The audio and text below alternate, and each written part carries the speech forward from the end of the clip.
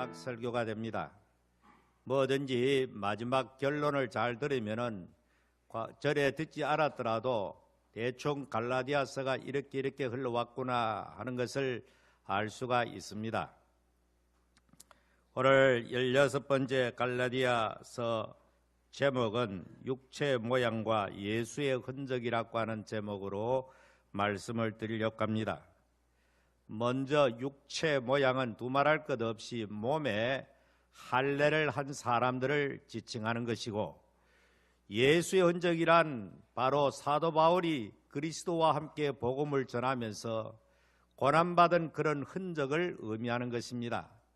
결단코 그에게는 육체 모양을 자랑하는 것이 아니라 예수 그리스도와 함께 그리스도의 고난에 참여한 것으로 육체 모양을 내는 할례주의자들에 대한 대답으로 마무리를 하는 것입니다. 오늘 이 본문을 우리가 본격적으로 들어가기 전에 이제 처음 시작할 때로 돌아가서 당시에 이 초대 기독교를 조금 이해하는 것이 필요할 줄 압니다. 잘 아시는 대로 예수님은 유대인이셨습니다. 그의 12제자 전부 유대인입니다. 유대인이라 하면 의례껏 할례를 받는 것은 기본이고, 모세의 율법을 준수하는 것은 어릴 때부터 기본으로 익혀 있는 사람들입니다. 그리고 예수님께서 그들에게 하늘로 올라가기 전에 모든 민족으로 제자를 삼고 아버지와 아들과 성령의 이름으로 세례를 주고 내가 너희에게 분부한 모든 것을 가르쳐 지키게 하라. 이미 벌써 세계 선교의 명령을 주님의 제자들에게 하달하셨고, 이제 사도행전 1장에 주님이 하늘로 올라가기 직전에 하나님의 성령이 너희에게 임하시면은 또다시 역시 마찬가지로 예루살렘과 유대와 사마리아와 땅끝까지 이르러 내 증인이 되어라. 이 복음은 유대인들에게만 머물러 있을 복음이 아니고 예수 그리스도의 복음은 모든 세계 천하 모든 사람들에게 널리 전파해야 될 세계화된 복음으로 이미 제자들에게 주지시켜 주시고 하늘로 올라가십니다. 그러나 오순절 성령 강림하고 예루살렘 중심으로 교회는 급속도로 평창해 갑니다. 사도행전에 보면은 그들이 처음부터 일반적으로 자기들이 몸담았던 전통적인 유대교에서 이탈해서 기독교라고 하는 새로운 종교를 창립한 것이 아니고, 사도행전에 보면 그들이 유대교의 중심지요 율법의 중심지인 예루살렘 성전을 중심으로 그들이 모임을 가졌다라고 되어 있습니다. 그러고 보니까 그들은 결코 유대교로 가는 큰 테두리를 벗어나지 않는 것입니다.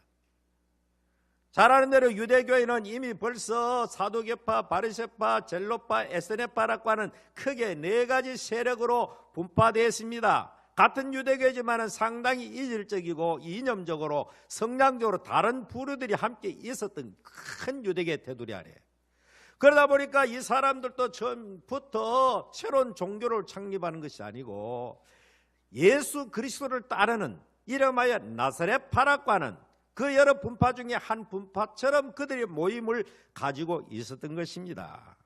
그러니까 크게는 유대교 안에서, 그리고 이 복음은 예수가 메시아로 구약의 언도로 오신 분은 맞지만은 아직까지 그들은 이 고정관념이라는 것은 좀처럼 이 유대에서 예수님이 말씀하셨음에도 불구하고 범세계적으로 흘러가는 이 복음의 메시지를 정확하게 이들이 마음속에 아직까지는 받아들이지 못한 것입니다. 그래서 예루살렘 중심으로 그렇게 국한되어서 자기들끼리 점점 세력이 확장되어지고 나중에는 허다한 제사장의 무리까지도 이 나사렛파 예수 그리스도의 제자가 되는 이 대일에 참여하게 된 것입니다. 그러면서 첫 번째 어떤 문제가 발생했는가 하면은 베드로가 고넬료라고 한 이방 군인 장교의 집에 가서 복음을 전하고 세례를 주고 그들에게 더불어서 하나님과 함께 하심을 눈으로 목격했을 때에 바울은 대단히 놀랐습니다. 충격을 받은 겁니다. 바울은 고넬료의 집에 가기를 얼마나 머뭇했습니까? 좀처럼 그것이 잘 받아들이지 않은 것입니다. 그러나 하나님의 성령의 강권하심을 따라 고넬료의 집에 가서 말씀을 전하고 기도를 하고 했더니 자기들이 오순절날 받았던 것과 똑같은 성령이 그들에게 임하심을 보고 너무나 놀란 것입니다. 야, 이방인들도 우리와 똑같네, 이방인들도 우리와 똑같이 성령을 받네, 이래가지고 있었지만은 이 소식을 전해 들은 예루살렘의 교회의 핵심 그 간부들이나 이런 사람들은 바울이 이방인의 집에 가서 함께 음식도 먹고 그들에게 세례도 주고 이렇게 했다는 소리를 듣고 예루살렘 왔을 때에 많은 유대의 지금 초기의 기독교인들이죠, 이 사람들이 바울을 신랄하게 책망하고 비판합니다. 당신이 수사도록 하면서 어떻게 이방인의 집에 가서 음식도 먹고 그런 행위를 할 수 있느냐? 자칫하면 유대교에서 베드로가 파문당할 것 같은 그런 분위기로 했지만은 베드로가 거기 있었던 일을 소상하게 이야기하면서, 아니 하나님께서 강권하셨고 하나님의 성령 그들에게 함께 하셨는데 내가 무슨 수로 그들을 막을 수 있느냐? 그러니까 그들은 아주 소극적으로, 그러면 이방인 애들에게도 생명을 얻는 성령을 주셨네라고 하면서 소극적으로 이것을 일단은 수용합니다. 그리고 저들에게 알려지던 새로운 바울이라고 하는 인물이 등장하여, 이 바울은 다른 사도와는 전혀 다른 예수 그리스도의 복음을 핍박하던 가운데서 하나님의 초자연적으로 부름을 받고 계시로 말미암아 그리스도의 복음의 핵심 진리를 완전히 해독을 한 다음에 바울이 이 귀한 복음을 증거하게 된 것입니다. 처음에는 예루살렘에 있는 사도들 비롯해서 이 사람들은 바울이 전하는 이것을 좀 언짢게 생각하고 이상하게 생각하고 저의 과거에 우리를 핍박하는 세력이 어떻게 저렇게 되었느냐. 그러나 나중에 와서 서로 예루살렘 와서 베드로를 만나고 야고보를 만나고 하는 가운데에 충분하게 오해가 풀려졌고, 이래서 이제 베드로는 할례 받은 유대인을 중심으로, 바울은 할례 받은 이방인을 중심으로 복음을 전하는 것을 역할 분담하면서 평화롭게 평화적으로 그들이 이제 각각 역할 분담을 하게 되었습니다.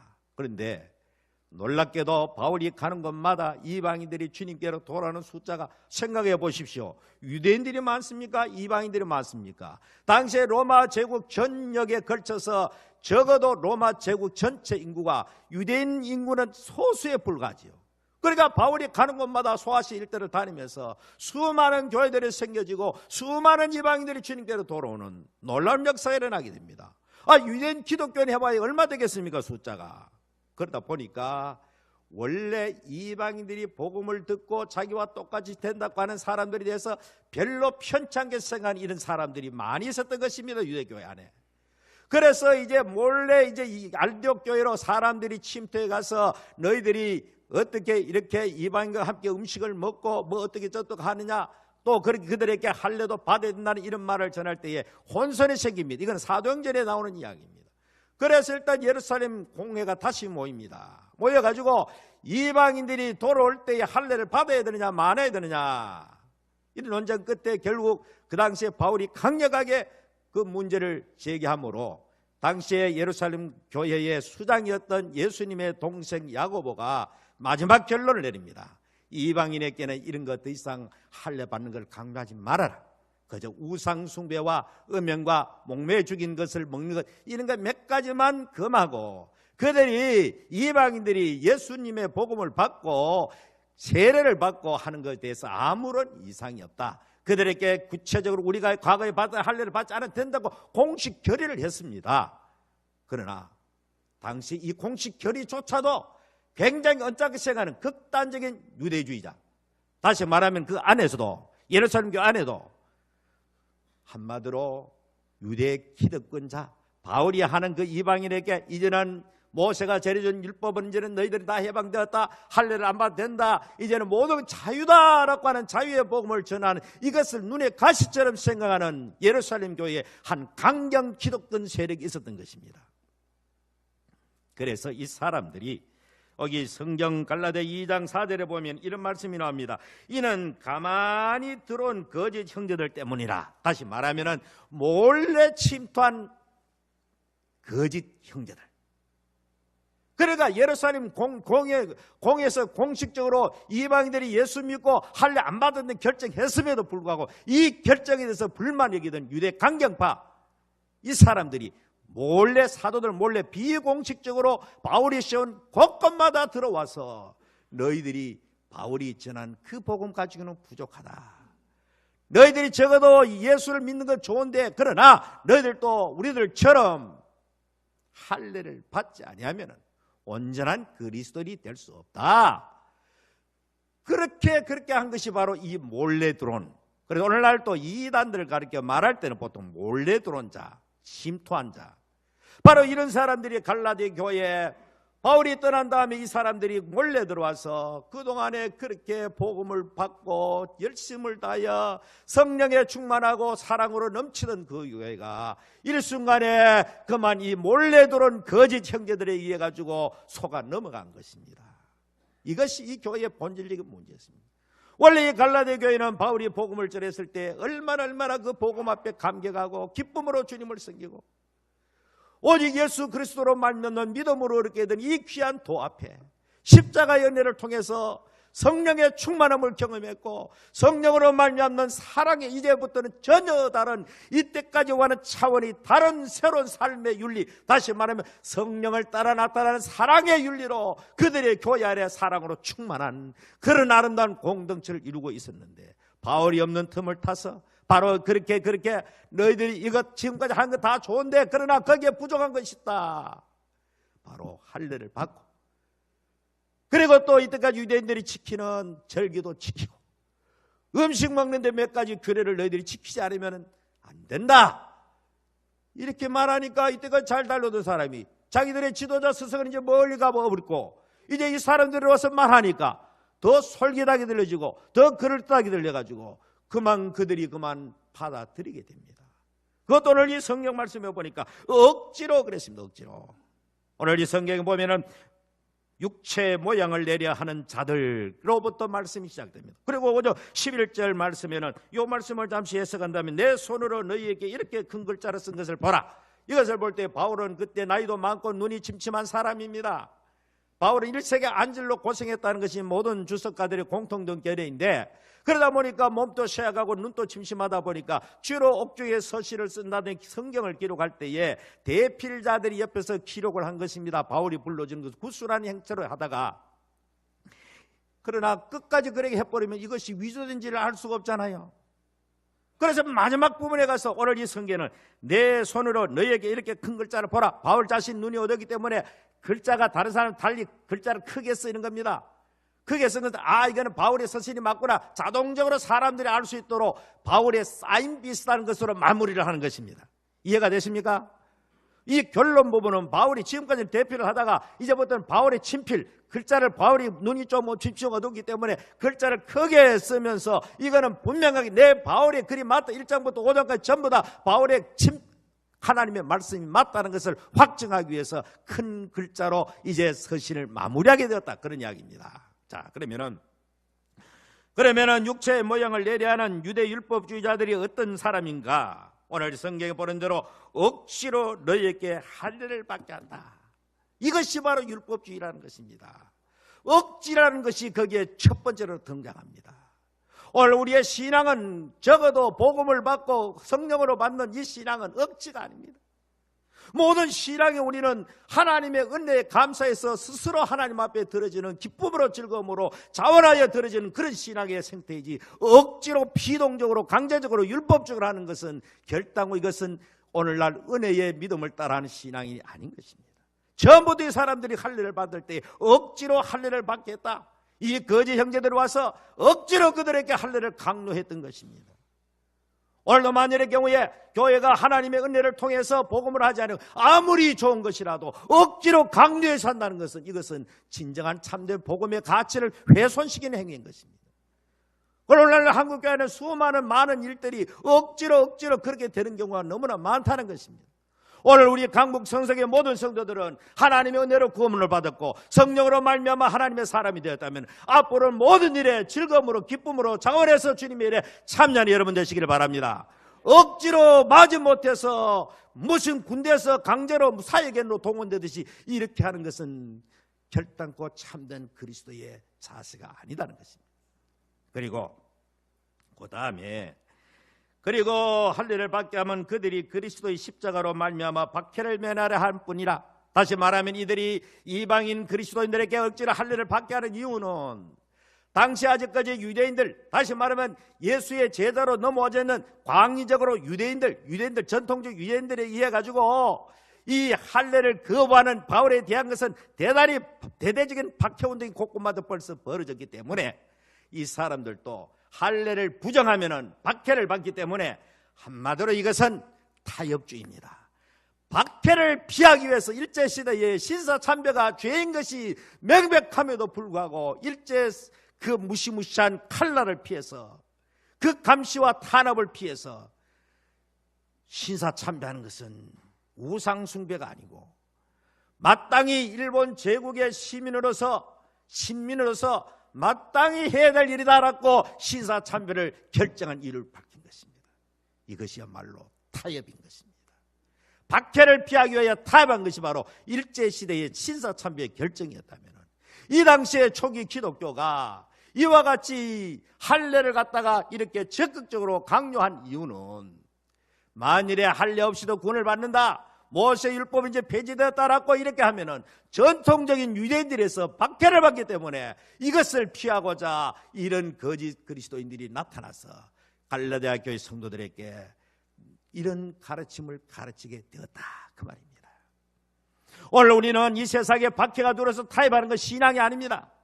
우리는 고난을 각오하고 예수의 증인이라는 것은 오늘 우리 그리스도인이 예수 믿는 그날부터 이 세상에는 그리스도인의 증인이 되어야 하는 것입니다. 자, 증인이 무엇입니까? 증인은 법률적 용어입니다. 어떤 사건의 실체를 본 대로 들은 대로 법정에서 선서하고 정확히 진술해야 되는 것입니다. 그리고 잘못 진술할 때는 처벌을 받게 돼 있고, 요즘은 또 진술이나 법정에 서가지고 제3자가 증언하면은 그 반대자에 대해서 보복을 당하기 때문에 웬만한 사람은 웬만한 용기 없이는 진술하지 않습니다. 왜? 반대자들이 있기 때문입니다. 예수 그리스도의 증인 노릇을 하려고 하면은 예수 그리스도의 반대성 이런 사악한 사탄의 세력들에 의해서 박해를 받는 것은 필수요 기본이기 때문에 적당하게 타협하기 위해서 이 할례를 용납했다는 것은 완전히 복음을 물을 희석시켜버리고 흐르게 만들어버리고 순수한 복음을 왜곡시키는 결정타를 가한 것입니다. 오늘 우리 사랑하는 성도들, 이 세상을 살 때의 그리스도인들이 복음 때문에 고난을 받고 핍박을 받는 것은 그거는 너무나도 당연한 것이라 생각하고, 그걸 피하기 위해서 적절하게 타협하는 것은 참된 신앙의 자세가 아니다는 사실을 명백하게 인식하시기를 바랍니다. 고난 받는 것을 기쁨으로 여겨야 됩니다. 고난 받는 것을 즐거움으로 여겨야 됩니다. 오늘 현대 기독교는, 우리 한국교회가 위기가 맞는 것은 바로 고난을 기피하기 때문입니다. 이슬람화된다?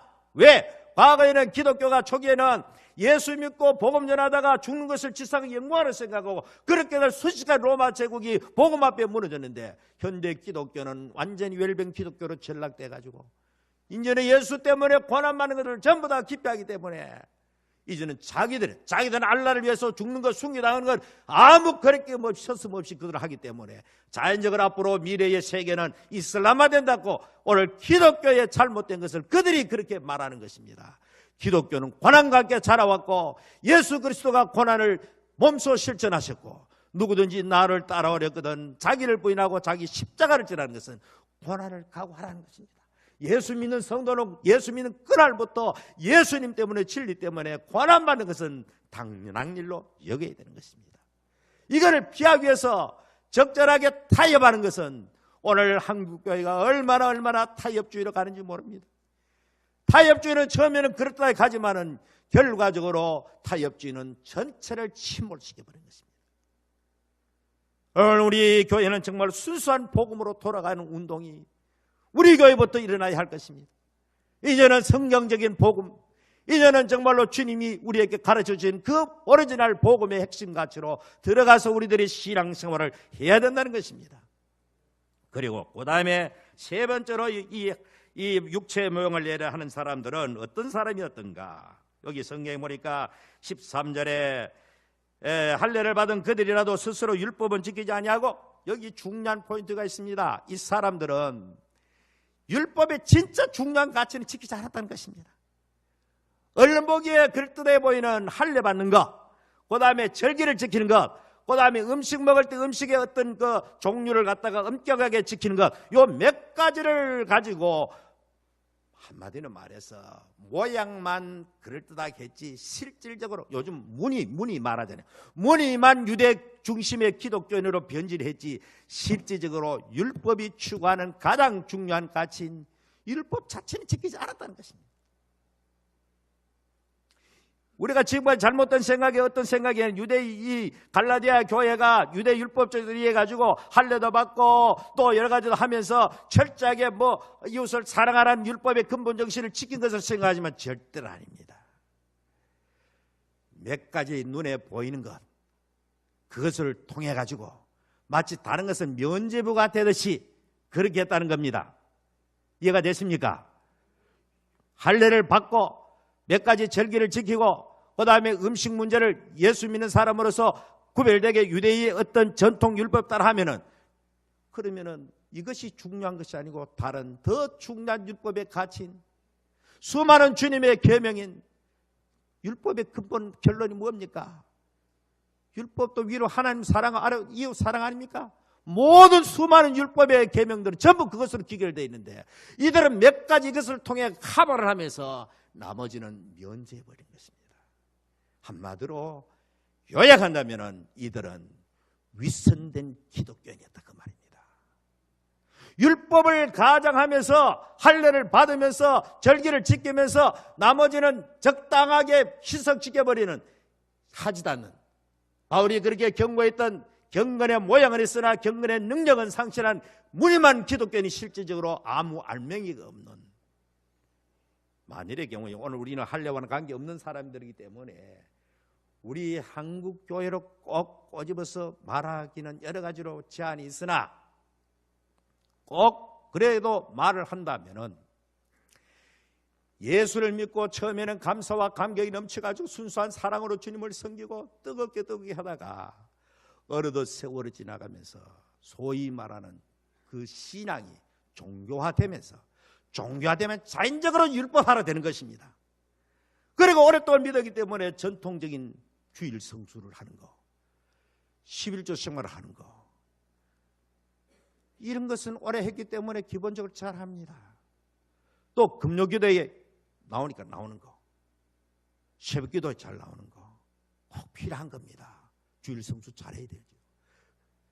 잘해야 됩니다. 그러나 이것을 가지고 마치 신앙의 면접을 얻듯이 교회 안에서는 진짜 1등 그리스도인 것이 보입니다. 누구보다도 철저히 교회 잘 나오고 11조 잘하고 금요기도 꼬박 잘하고 그러나 교회를 떠나면 이 세상 삶 속에는 전혀 그리스도인의 삶과는 관계가 없는 이율 배반지고 형식이고 위선지고 형식적인 무늬만 기독교인일 뿐이지 정말 중요한 기독교인의 핵심 가치를 상실한 오늘의 현대 기독교, 한국교회의 위기가 바로 여기에 있는 것입니다. 그래서 오늘 우리 성도들은 정말로 이 갈라디아 교회를 통한 통렬하게 비판했던 이 바울의 책망은 갈라디아 교회에 한 것이 아니라 오늘 현대를 사는 우리 강북 성산교회 성도들을 향하여 직접적으로 한 말씀으로 받아들여야 되는 것입니다. 다른 사람 보기에는 그럴듯하게 교회에서는 제일 예수를 잡는 것처럼 보이는데 실질적으로 더 중요한 하나님 사랑, 이웃 사랑, 사랑은 상실하고 껍데기만 무늬만 기독교인 행사하는 거. 나는 금요기도를 잘 나오니까 금요기도 안 하는 사람을 무시하고 이렇게 하는 거. 이 전부 다 갈라디아 교회의 형태를 따라간 것입니다. 아니 그렇지 않으면 이 성경 기록으로 우리가 이 갈라디아 교회만 국한되고 이런 것도 우리와 아무 상관이 없는 성경이 되어버리고 맙니다. 우리가 뭐 할례를 받습니까? 절기를 지킵니까? 아니지 않습니까? 오늘 우리들에게 주는 교훈은 순수한 신앙에서 이탈해가지고 완전히 형식화되고 외식화되고 하나의 율법화되고 종교화된 이것을 경계하고 있는 것입니다. 오늘 우리는 예배소 교회를 향하여 말씀하셨던 대로 너희들이 다 있는데 처음 사랑을 버렸도다. 오늘 한국교회와 우리 강북 성산교회는 예수 믿을 때에 처음 감격했던 처음 사랑, 주님에 대한 처음 사랑, 교회에 대한 처음 사랑, 이웃에 대한 처음 사랑, 성도에 대한 처음 사랑, 이 사랑을 회복하는 것이 가장 중요하다는 것입니다. 이 갈라디아서 결론이 무엇입니까? 육체를 따라간 자는 전부 다 그와 같은 삶을 사는 것이고 성령을 따라 사는 삶 자체가 사랑의 원리를 따라 한다고 말을 했습니다. 그렇기 때문에 오늘 이 말씀에서 우리는 그렇게 분명하게 오늘 우리는 정말로 이 갈라디아 교회를 유혹했던 거짓 이 이단들이, 할례를 주장하는 이단들이, 그들이 몇 가지 할례를 고집하면서 실제적으로는 율법을 지키지 아니했다, 이것입니다. 바울은 결코 율법을 피하지 않았고 하는 것이 아닙니다. 오해하지 마십시오. 바울이 예수 믿고 구원받고 하나님 나라 백성 된다 하는 의신득기를 강하게 주장했지만 그렇다고 해가지고 율법은 내버려야 된다, 이제는 세상의 삶을 마음대로 살아야 된다, 죄 짓는 면허장을 준 것이 아닙니다. 오히려 더 훨씬 더 높은 진짜 하나님 나라의 정체성을 가지고 살아라는 것입니다. 이것입니다. 율법적으로 사는 것이 아니라 이제는 하나님의 자녀로서 내가 이렇게 이것을 지으면 죄고 죄 지으면 벌 받기 때문에 벌벌 떨면서 율법을 지키는 그런 행위가 아니라 죄 짓는 것은 나를 사랑하신 하나님의 뜻이 아니고 내가 죄를 짓는 것은 하나님이 기뻐하는 일이 아니 주님을 사랑하기 때문에 주님이 사랑하는 일을 하게 되는 것입니다. 저는 내가 율법을 지키는 주체가 내라면은 이제는 전적으로 하나님의 성령에 의지해가지고 성령의 은혜를 따라가지고 오히려 과거의 율법주의 때보다도 더 훨씬 차원이 높은 깊은 실제적인 생활 속의 삶을 통해서 나타나라는 것이지 마음대로 살아라고 하는 것이 아니라는 것입니다. 오해하지 마십시오. 제가 지금 율법 갈라디아서를 말할 때에 자칫하면 이제 마음대로 살아야 되는구나, 이거는 바로 이단, 구원받았던 이단들이 하는 것입니다. 오늘 우리 진짜 예수 그리스도를 구주로 영접했다면 과거에 유대인들의 율법 시대 때에 하는 것보다 훨씬 차원이 높은 그야말로 성령의 열매를 통해 가지고 하나님이 기뻐하시는 삶으로 돌아가는 것이지 마음대로 살아라고 하는 그런 것이 아니라는 사실을 명백하게 기억하는 여러분 되시기를 바랍니다. 이것이 바울의 마지막 갈라디아를 결론 낼 때 강렬하게 외치는 말씀인 것입니다. 왜? 잘못하면 오해하고 끝날 수 있기 때문에. 그리고 그 다음에는 이 할례당이 이렇게 한 이유는 이런 것입니다. 자, 이 지금 대체로 이 유대의 본부에 있던 이 종교의 최고 지도자들, 이 사람들은 뭔가 모르게 바울이 승승장구하면서 이방인들에게 확산되고 이 복음이 널리 전하는 것에 마음속에 뭔가 질투가 생기는 겁니다. 그러니까 자연적으로 이 거짓들 나가지고 이 할례를 받아내고 이 세력이 확장되어 가니까 이들이 굉장히 통쾌한 것입니다. 그래서 여기 성경에 보면 뭐라 하겠습니까? 너희 육체로 자랑하려 함이라. 다시 말하면은 이 바울이 전한 순수한 복음을 받고 신앙생활 그 가운데서 이 거짓자들이 이해 가지고 할례 받는 사람의 무리가 자꾸 확산되어 가는 걸 보고 흐뭇하게 여기고 기분 좋게 여기고 자랑하는 것입니다. 한마디로 바울과 이 사람들 파워 게임에서 자기들이 승리하게 되니까 할례 받는 사람이 늘어나니까 바울의 세력이 점점 위축되니까 그래서 이 사람들이 너희 육체로 자기들의 자랑거리를 삼았다, 그 말입니다. 과거에는 바울이 오히려 갈라디아 성도들이나 이방 성도들이 예수 믿고 구원하는 것이 너희들이 나의 자랑이요 멸류관이라고 말했지만은 이제는 이 사람들이 바울을 불신하게 되고 오히려 이 거짓자들의 말을 받아들임으로 말미암아 이 유대 율법주의 할례주의자들이 오히려 통쾌하게 여기고 기분 좋게 여기고 오히려 이런 이 할례를 받는 사람이 자꾸 확산되어지니까 자기들이 바울과의 한판 게임에서 승리했다, 자기 세력이 확장되어 가니까 자랑거리로 여겼더라. 자기의 어떤 세력 확장을 통한 여기에 대해서 쾌락을 느끼고 자랑을 여겼다. 바로 이것이 당시의 유대 율법주의자들의 한 짓거리인 것입니다. 한마디로 얼마나 한심한 세력들. 그래서 바울은 그 다음에 어떻게 거기에 대응하느냐? 그러나 내게는 우리 주 예수 그리스도의 십자가 외에는 결코 자랑할 것이 없으니, 그래 너희들은 그런 걸 이 세력이 확장되어지고 할례 받는 사람 많아진다고 너희들이 자랑을 여기지만은 나는 자랑할 것은 예수 그리스도의 십자가 외에는 없다. 왜? 그리스도로 말미암아 세상이 나를 대하여 십자가에 못 박혀 내가 또한 세상을 대하여 그러하니라. 한마디로 말해가 이런 것입니다.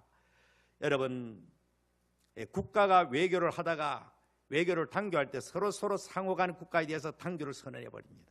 완전히 결별되어집니다. 바울은 지금까지는 세상과 짝하고 살았습니다. 지금까지 누구보다 유대주의자 중에 유대주의자였습니다. 누구보다도 율법주의자였습니다. 누구보다도 현실주의자였습니다. 그러나 이제는 예수 그리스도를 믿는 그 순간, 예수 그리스도의 십자가가 그 모든 가치의 중심이 되기 때문에 예수 그리스도와 함께 자기도 십자가 못 박혔다고 고백을 했듯이 이제는 세상과는 완전한 단절을 의미하는 것입니다. 세상도 나를 한마디로 말해서 파문했고 나도 세상을 파문한다. 더 이상 이 세상과는 완전히 별개의 삶을 사는, 오늘 우리 그리스도인들은 비록 몸은 이 땅 위에 살지만은, 대한민국 시민권을 가지고 있지만 우리는 하늘 시민권자로 정체성을 가지고 살아야 된다는 이야기입니다. 그 가치에 충실해야 된다는 것입니다. 바울은 그렇기 때문에 이제는 세상의 가치를 가지고 살지 않겠다는 겁니다. 오직 예수 그리스도의 십자가 위에는 나는 자랑할 것이 없다. 왜? 나는 이 가치 아래 완전히 넘어왔기 때문에. 오늘 우리 그리스도인들, 예수 그리스도를 진실로 믿는 사람들은 예수님 나를 위해 십자가 달려 돌아가신 십자가 사건 외에는 더 중요한 것이 없고 이 복음의 가치에는 더 선명한 가치가 없기 때문에 우리는 예수의 십자가만을 자랑하는, 바울의 자랑이요 우리의 자랑이 예수의 십자가가 되어야 되는 것입니다. 오늘 우리는 이와 같은 믿음으로 살아가는 여러분 되기를 주 이름으로 축원합니다. 그러면 15절에 가서 이렇게 말합니다. 할례나 무할례가 아무것도 아니되, 바울은 다시 말합니다. 할례, 무할례, 그거는 아무것도 아니다. 할례를 받는 것도 아무것도 아니고 할례를 안 받는 것도 아무것도 아니야. 바울은 할례를 받은 사람입니다. 그렇죠? 바울 자신은 할례를 받았지만은 예수 그리스도의 복음이 온 이후로는 이거는 아무것도 아니야. 할례를 받고 안 받고 이건 아무 중요한 것이 아니야. 외형적인 어떤 표식하는 거, 이거는 별 의미가 없어. 뭐만 의미가 있느냐? 아무것도 아니라 오직 새로 지으심을 받은, 하나님의 물과 성령으로 거듭난 새로 지으심을 받은 중생된 거듭난 새 사람으로서의 삶의 가치, 이것만이 중요할 따름이지 거기에 뭐 과거에 할례를 받았느냐 과거에는 안 받았느냐, 이거는 더 이상 바울에게는 아무런 의미가 없다는 것입니다. 할례를 받았으면 할례 받은 대로 신앙생활 될 것이고 할례 안 받았으면 안 받은 대로 신앙생활하면 된다. 예수 십자가 하나로 족하다, 그런 이야기입니다. 오늘 우리는 이와 같은 신앙으로 살아가는 여러분 되기를 주의 이름으로 축원합니다. 그리고 무너지 규례를 행하는 자에게, 다시 말해 이 규례라는 것은 바울이 말한 예수 그리스도 십자가 하나로 만족하며 사는 모든 하나님의 이스라엘, 모든 하나님의 교회 성도들, 구약과 신약에 걸쳐 있는 유대인과 이방인에 걸쳐 있는 모든 예수 그리스도를 중심하는 이 모든 백성들에게 하나님의 은혜가 있을지어다. 그리고 마지막 17절 말씀을 한번 읽어봅니다. 시작.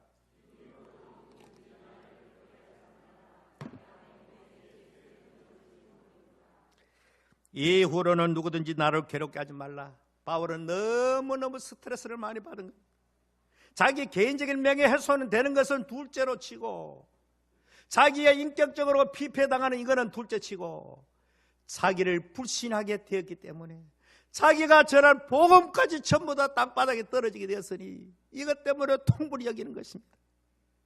이 거짓자들에 대해서 바울을 왜곡하고 선전하고 중상모략하고, 바울이 참 선지자가 아니다, 판사도가 아니다, 바울은 사입이다, 왜 예수님 계실 때 직접 교육받은 트레이닝받은 12제자의 반열에 들어가지 못하게 되고 지금 어디 튀어나가지고 갑자기 나타난 그런 이상한 사람이다, 너희들이 바울이 전하는 복음 받으면 너는 모자라, 그건 잘못되어서, 이렇게 말하면서 바울의 사도성을 의심시켰기 때문에, 바울이 사도가 의심되면 자연적으로 바울이 전하는 모든 복음이 다 무너지기 때문에 바울은 그것 때문에 너무너무나도 괴로움을 당하게 고통받았다, 그 이야기입니다. 그렇지만은 누구든지 이제는 나를 괴롭게 하지 말아라. 내가 내 몸에서 예수의 흔적을 가졌노라. 나는 너희들이 무엇이라도 좋은데 나는 분명히 말한다. 너희들이 육체의 모양 할례받는 그걸 갖다 내세우고 자랑하지만은 나는 예수님과 함께 복음 때문에 고난받고 내 몸에는 수도 없이 예수의 복음 때문에 받은 흔적이 많다. 예수님을 사랑하기 때문에 내 몸에는 온갖 가지 고난의 흔적이 가득 찼다는 것입니다. 내 몸에 예수의 흔적이 있는 거 예수님이 아신다, 그런 이야기입니다. 사랑하는 성도 여러분, 오늘 여러분들 예수의 흔적이 있습니까? 누가 예수를 잘 믿고 못 믿고 평가하고 비판하기 전에 나는 예수의 흔적을 가지고 있는, 오늘 우리 기독교인들이 예수의 흔적을 가지고 있는가? 예수님의 그 사랑, 예수님의 그 낮아지심, 하늘 보좌를 버리시고 낮고 천한 이 땅까지 오시고 죽기까지 무덤에까지 내려가신 비하의 예수 그리스도의 그 낮아지심, 이 낮아지심이 오늘 교회 안에 있는가? 헛된 영광을 추구하면서 제가 몇 주 전에 설교했지만은 오늘 현실 교회가 전부 다 문제가 되고 총회노예가 전부 문제가 되는 것은 전부 다 예수님과는 거리가 멀기 때문입니다. 적어도 예수의 흔적을 가졌다면 그런 헛된 영광을 가지고 총회노예에서 서로 왕노를 하려고 하지 않을 것입니다. 오늘 교회도 마찬가지입니다. 여러분, 예수의 흔적을 가지십시오. 오직 주님 앞에 설 때는 여러분이 뭐 이런 것 저런 것 중요한 것이 아니고 예수의 흔적을 가졌는가? 바울이 말한 그 예수의 흔적을 나도 가져 있는가? 사람들이 누가 무슨 말을 해도 내가 내 몸에 당당하게 예수의 흔적을 가졌다면 누가 무슨 말을 해도 흔들리지 마시기를 바랍니다. 우리의 몸에 예수의 흔적이 없는 그것이 문제가 되는 것입니다. 예수님의 그 사랑, 예수님의 낮아지심, 예수님의 그 온유함, 이것이 우리에게 없기 때문에 이것이 바로 예수의 흔적인 것입니다. 예수님께서 털 깎는 자 앞에 잠잠한 양처럼 십자가의 잔도 마다앉고 받아들인 것처럼 오늘 우리는 주님의 고난의 잔을, 십자가의 잔을, 바울은 기꺼이 그 주님의 고난의 자취를 마다하자고 따라간 그야말로 그 몸 전체가 예수의 흔적인 것을 바울은 고백하고 있는 것입니다. 오늘 우리 가운데 이런 예수의 흔적이 누가 무슨 말을 해도 하나님 앞에 나는 예수의 흔적을 가지노라. 따라합시다. 나는 예수의 흔적을 가졌노라. 앞으로 여러분들도 바울처럼 그런 고백하고 그리스도인의 삶을 살기를 바랍니다. 예수의 흔적이 없는 것 전부 가짜입니다. 전부 다 육체를 하는 자들입니다. 전부 헛된 영광을 추구하는 자들입니다. 오직 예수 그리스도로 말미암는 예수 그리스도의 십자가의 하나님의 무조건적인 은혜, 이 은혜를 받아들인 자에게 하나님 값없이 성령을 선물로 주시고 성령을 받은 자들은 전혀 이전까지 세상과는 다른 차원의 새 생명을 부여받았기 때문에 이제는 삶의 원리 전체가 성령의 인도를 따라 살아가는 삶을 말하는 것입니다. 성령의 제일 중심은 예수 그리스도를 높이고 예수 그리스도를 증거하게 되고 자연적으로 인간적으로 인간의 세상 편을 말하면 사랑을 실현하며 사는 삶의 원리를 말합니다. 성령이 오신 것은 성령 스스로 나타내려고 하는 것이 아닙니다. 그렇기 때문에 성령 받은 자들은 제일 중요한 것은 예수 그리스도의 영광을 높이는 것입니다. 성령을 받았다고 하면서 자기 영광을 추구하는 자는 그건 성령 받은 자가 아닙니다. 성령은 본질적으로 제2위인 예수 그리스도를 증거하기 위해서 오신 분이 성령이 있습니다. 그렇기 때문에 성령 받은 사람도 성령 받은 노력하면서 자기를 드러내고 나타낸 사람은 그 사람은 성령의 사람이 아닙니다. 성령의 사람은 오직 주님의 영광만 드러내고 예수 그리스도만 증거할 따름인 것입니다. 오늘 한국에 많은 성령 운동하는 사람들이 주님을 드러내지 않고 자기를 드러내다가 결국 마지막에는 폐가 망신하는 일들이 얼마나 많은지 모릅니다. 성령의 그 근본 깊은 원리를 모르기 때문에 자랑하게 되고 성령 받은 것을 무슨 대단한 것으로 생각하지만 성령 자체는 자기들 드러내지 않습니다. 오직 주 예수 그리스도만 드러낼 뿐이고 그리고 사람과 사람 관계는 사랑으로 나타나는 것입니다. 이것이 성령이 오신 결과요, 성령의 원리를 따라가는 사람들의 삶입니다. 앞으로 우리 교회는 전부 다 성령을 따라 오직 주님께만 영광을 돌려드리고 이웃과는 정말로 사랑으로 살아가는, 형제와 더불어 사랑으로 살아가는 이 율법의 완성인 갈라디아의 최종 결론이 그것입니다. 예수의 흔적을 가져라, 이것입니다.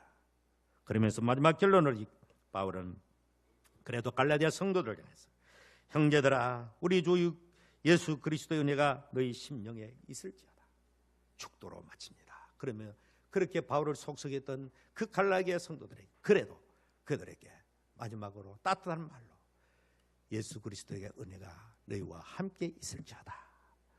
오늘 다시 말합니다. 한마디로 우리는 이 땅에서 예수 그리스도의 편지가 되어야 되는 것입니다. 우리 자신들이 우리 한 사람 한 사람이 이 세상에 나가서 예수 그리스도의 편제가 되어야 되고 예수 그리스도의 향기가 되어야 되는 것입니다. 우리를 보고 예수의 냄새를 세상에 맡을 수 있어야 되고 우리를 보고 예수가 어떤 분이고 우리가 예수의 편제가 되어야 된다고 성경에 곳곳에 말씀하고 있습니다. 이것이 예수를 몸에 지니고 사는 예수의 흔적을 가진 예수의 증명서인 것입니다. 이 증명서를 가지고 한 주간 또 진정으로 하나님의 사람답게 살기를 주 이름으로 축원합니다.